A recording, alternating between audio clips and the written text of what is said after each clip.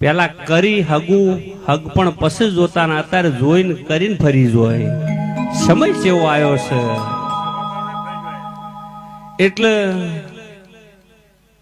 એ સમયમાં લગ્ન આવે ને, જાણે દીકરીનું લગ્ન લખે એટલે એક શ્રીફળ હોય, એમાં થોડા ઘઉં હોય, એમાં 7 પડીકો હોય, 1% હોય અથવા 7% હોય, અને એ વેવાઈના ઘેર મોકલતા કે એ મારા હગા, તારા ઘેર વેત ના હોય તો હું ઘઉં મોકલું છું, ટકો મોકલું છું, ગોળ મોય મેલું છું, તે રાબ કરીને પાજે, પણ તારી આબરૂ નહીં જવા દઈએ અમે. એટલે અમે તારા ઘેર આવો ને મારા માણસો એટલે જમાડજે. વેવાઈ એવો હોય થોડા ઘઉં અંભોરીને પાછા મોકલે, અમે તમારા ઘેર જોન લઈને આવવાના છે. એટલે મારા હગા, એ મારા વેવાઈ, તારું ને મારું 100 વર્ષનું હગ પણ છે. ગોળ ટોપરું ખાઈને આપણે વેવાઈ બન્યા છે, એટલે કોઈ દાડો તારી આબરૂ હું નહીં જવા દઉં. પછી લગ્ન લસી અને પૂંખણીઓ હોય, એટલે વરની માં હોય તો દીકરો હોય તો એ વરની માં, દીકરી હોય તો એની માં, એને પૂંખ. એમાં એક ડોહરું આવે બળદનું, એક રવાયો હોય, એક હોબેલું હોય, એક પછી બાજરીનો ડોકો હોય ને એમાં હોય. જે ઋષિ મુનિઓએ આગળ આપણા વડવોએ જે કર્યું છે ને, બહુ સરસ કર્યું છે. એ જમાનામાં ટેકનોલોજી નથી, પણ એમને કેટલું વિચારીને કર્યું છે, તમે વિચાર કરો. કોઈ માતા નહીં કહેતી કદી એક તમે ઉપવાસ કરજો, પણ તમને શ્રદ્ધા રહે. મંદિર છે ને, તમે દેવ તો વગડે મોનો તો મનાય, પણ મંદિરે જો એટલે તમારા આત્માને એમ થાય કે હું મારી માતાએ આવ્યો, અને તમારો આત્મા રાજી થાય એના માટે મંદિર છે. વેણ વધાવો છે એ ખાલી વિશ્વાસ છે કે મારી માતાએ દોડ આલ્યો, ન તમને ભરોહો હોય તો એ કાયમ ભેળી રહે. એટલે એ પૂંખણીઓ હોય, એટલે એ પૂંખણીઓ છે ને એમાં બહુ સમજવા લાયક છે. એમાં 2 પાસો પેલો મુઠ્ઠીઓ હોય તડતડીઓ, એક શેલીનો ને એક ઘઉંના આટાનો. એટલે દીકરીને એની માં, એના પિયોર પક્ષ વાળો એવું કીધું કે બેટા, તને પરણાઈને તારા હાહરે મોકલવાની છે, એટલે મારી દીકરી તારી હાહુ ખરાબ હશે ને તો જેમ હોયની અણી મારે ને એમ તને હેરાન કરશે, પણ તું અસલ મા બાપની ખોનદોન દીકરી હોય પાછી મત આવજે અને અમારી આબરૂ મત ગાડજે. એના માટે હોયનું પૂંખણિયું હોય છે. પછી રવાયો એટલા માટે હોય છે કે જેમ શાહને આપણે ગોળીમાં વલોવીનો છે ને, એમ તને હેરાન કરી નોખશે, આમ રમણ ભમણ તને એટલો વખો પડાવશે, તારો હાહરિયો કજાડ હશે તો. પણ મારા દીકરા તું સમજીને રહે, અને જેમ જીની કિંમત થાય એમ તારી કિંમત થાહ, પણ તું હમી રહેજે. અને અમારી આબરૂ, દીકરી ફેરા ફરતી હોય 2 મુઠ્ઠીઓ વાળે, એક મુઠ્ઠીમાં એના બાપની આબરૂ હોય ને એક મુઠ્ઠીમાં પિયોરની, કે મારા મા બાપ હું જીવ્યો ને ત્યાં સુધી મારા પિયોરની કે મારા હાહરાની આબરૂ નહીં જવા દઉં.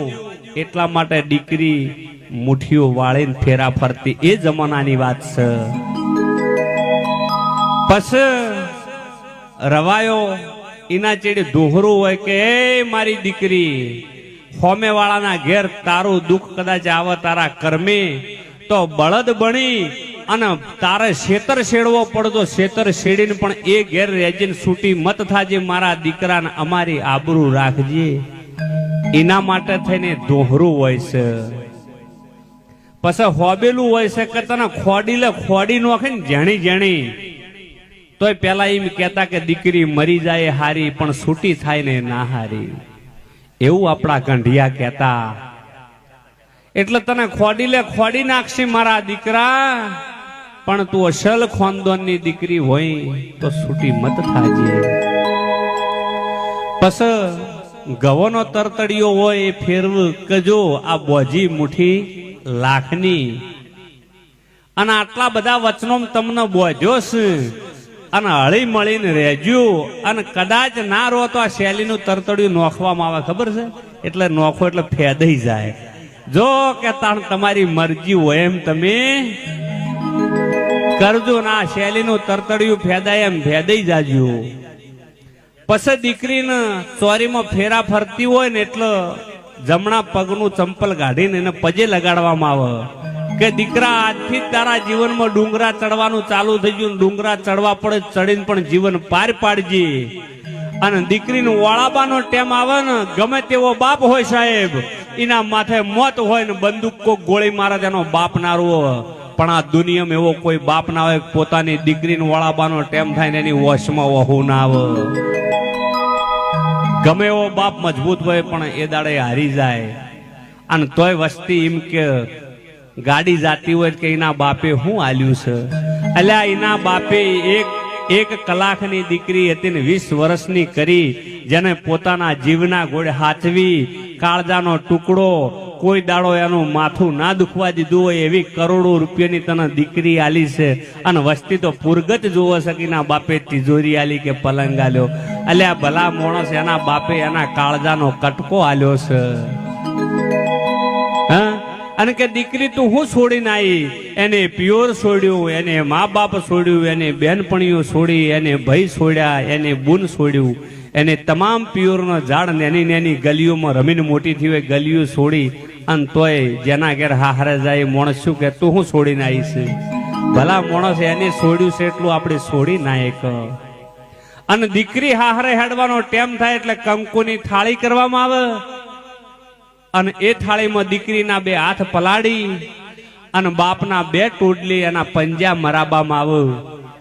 એ પંજા એટલા માટે મરાવ કે મારા માના જણ્યા ભાઈ, બાપના ઘેર જેટલી બાપુજી હોય ને માલ મિલકત હોય એમાંથી મારે તલ ભાર નહીં જોતી. હું 10 ઓગળીએ તને સહી કરીને લસી આલું છું કે ખાલી મારા ઘેર અવસર હોય ને એટલે તું આઈને ઉભો રહે તો હું રાજી. કુંવાસીને લેવાની ભૂખ ના હોય પણ પિયોરનું કૂતરું ભાળી જાય ને તો કુંવાસી રાજી થઈ જાય. અને દુનિયાની વસ્તી એના કદાચ આમંત્રણે એના માન સ્વીકારીને આવી હોય, એના ઘેર અવસરમાં દુનિયાની વસ્તી કરોડપતિ માણસ આવ્યો હોય પણ પિયોરનું નેનું છોકરું ના ભાળે ને તાર ધ કુંવાસી વાટ જોવો કે મારો ભાઈ નહીં આવ્યો, એ મારું પિયોર નહીં આવ્યું. અને પ્યોર એટલો તો કહેવરાય છે કે મારા ભાઈ ખાલી લીલું નાળિયેર લઈને આવશે ને તો એ ઘણું.